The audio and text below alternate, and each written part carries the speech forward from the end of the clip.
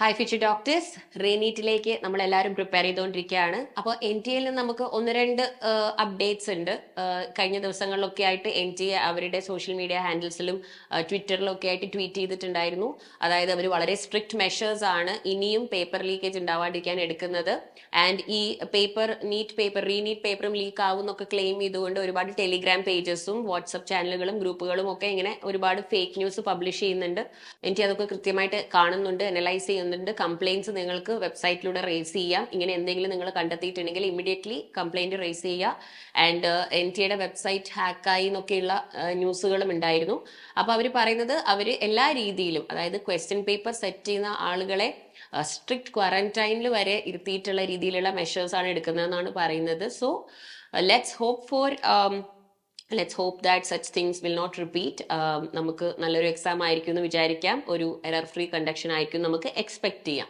So മറ്റൊരു update N T L നമുക്ക് ലഭിച്ചത് ജൂൺ 7-ാം തീയതി ആയിരുന്നു. അതായത് നമ്മുടെ എക്സാം സിറ്റി ഇന്റിമേഷൻ, നിങ്ങൾ ഏത് സിറ്റിയിലാണ് നീറ്റ് എക്സാം എഴുതാൻ പോകുന്നതെന്നുള്ള സിറ്റി ഇന്റിമേഷൻ അവർ റിലീസ് ചെയ്തിട്ടുണ്ടായിരുന്നു. സോ നിങ്ങൾക്ക് നിങ്ങളുടെ ലോഗിൻ ക്രെഡൻഷ്യൽസ് യൂസ് ചെയ്ത് വെബ്സൈറ്റിൽ കയറി നോക്കാം ഏത് സിറ്റിയിലാണ് നിങ്ങൾ എക്സാം എഴുതാൻ പോകുന്നത്. അത് നമ്മുടെ അഡ്മിറ്റ് കാർഡ് അല്ല, എക്സാം സിറ്റി ഏതാണെന്നുള്ളത്. അതായത് ഇപ്പം ദൂരത്തുള്ള സിറ്റിയിലേക്കൊക്കെയാണ് കിട്ടിയിരിക്കുന്നതെങ്കിൽ ട്രാവൽ ചെയ്യാനുള്ള കാര്യങ്ങളൊക്കെ നിങ്ങൾക്ക് നേരത്തെ പ്ലാൻ ആക്കാമല്ലോ. സോ അതാണ് എക്സാം സിറ്റി ഇന്റിമേഷൻ അവർ തന്നിരിക്കുന്നത്. അപ്പൊ നിങ്ങളൊക്കെ അത് ഓൾറെഡി ചെക്ക് ചെയ്തിട്ടുണ്ടാവും എന്ന് വിചാരിക്കുന്നു.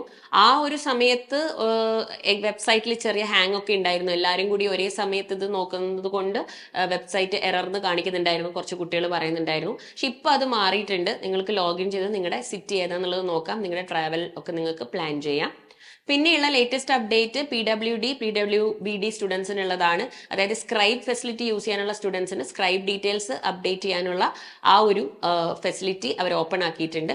അപ്പൊ അതും നിങ്ങളൊരു PWD കാൻഡിഡേറ്റ് ആണെങ്കിൽ എൻ ടി യുടെ വെബ്സൈറ്റിൽ ലോഗിൻ ചെയ്യുക, നിങ്ങളുടെ ഡീറ്റെയിൽസ് കൊടുക്കുക, സ്ക്രൈബ് ഡീറ്റെയിൽസ് നിങ്ങൾ അപ്ഡേറ്റ് ചെയ്യുക. അപ്പൊ ആ ഫെസിലിറ്റി നിങ്ങൾക്ക് യൂട്ടിലൈസ് ചെയ്യാം.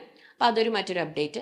അതുകൂടാതെ അവർ കണ്ടിന്യൂസ് ആയിട്ട് വീണ്ടും ട്വിറ്ററിലും ഒക്കെ പോസ്റ്റ് ചെയ്യുന്നുണ്ട്. നിങ്ങളിപ്പം ബാക്കി എല്ലാ കാര്യങ്ങളും, അതായത് എക്സാമിൽ ഒരു രീതിയിലും ക്വസ്റ്റ്യൻ പേപ്പർ ലീക്കേജ് ഉണ്ടാക്കാനിരിക്കാനുള്ള എല്ലാ മെഷേഴ്സും ഞങ്ങൾ എടുക്കുന്നുണ്ട്. നിങ്ങൾ അത് ആലോചിച്ച് ഡിസ്ട്രാക്റ്റഡ് ആവരുത്, ഫോക്കസ് ഓൺ യുവർ പ്രിപ്പറേഷൻ എന്നൊക്കെ പറയുന്നുണ്ട്. So again I am saying let's hope for the best. പിന്നെ ഒരുപാട് കുട്ടികൾ കാണിച്ചൊരു കൺസേൺ ആയിരുന്നു, അതായത് ഈ എക്സാം ടഫ് ആയിരിക്കുമോ.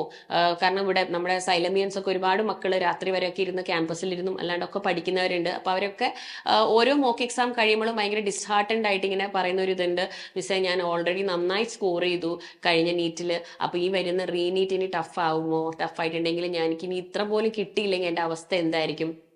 പാരൻസും ഒക്കെ ആ ഒരു കൺസേൺ പറയുന്നുണ്ട്. അപ്പോൾ എൻ്റെ ഒരു ഇതിലേക്ക് പറയാനുള്ളത്, ഓൾറെഡി നമ്മുടെ മക്കൾ പഠിച്ച് നല്ലൊരു സ്കോർ വാങ്ങിച്ചു. അപ്പം I don't think NTA will make another blunder or making A very tough question paper. ഇതിനു മുമ്പും റീനീറ്റ് നടന്നിരുന്ന വർഷങ്ങൾ ഉണ്ടായിരുന്നു, നിങ്ങൾക്ക് ഓർമ്മയുണ്ടെങ്കിൽ 1 വർഷം 2 റീനീറ്റ് നടന്ന വർഷങ്ങൾ ഉണ്ടായിരുന്നു. അപ്പോഴൊക്കെയുള്ള ക്വസ്റ്റ്യൻ പേപ്പർ നമ്മൾ നോക്കുകയാണെങ്കിൽ ഇപ്പോൾ ഒരു മാച്ച് ദ ഫോളോയിങ് ക്വസ്റ്റ്യൻ ആണെങ്കിൽ ഓൾമോസ്റ്റ് സെയിം ക്വസ്റ്റ്യൻ ആയിരിക്കും റീനീറ്റിലും ചോദിച്ചിട്ടുണ്ടാവുക. പക്ഷെ 1-2 ഓപ്ഷൻസ് ഒക്കെ അങ്ങോട്ടും ഇങ്ങോട്ടും മാറ്റിയിട്ടിട്ടുണ്ടാകും. അല്ലാണ്ട് ഒരു ഭയങ്കര കംപ്ലീറ്റ്ലി മാറ്റമുള്ള ഒരു പേപ്പർ ആയിരിക്കില്ല, അല്ലെങ്കിൽ ഓൾറെഡി വന്ന പേപ്പറിനേക്കാളും ഭയങ്കരമായി കൂടുതലായിട്ടുള്ള ഭയങ്കര ടഫായിട്ടുള്ള ഒരു പേപ്പറോ ആയിരിക്കില്ല.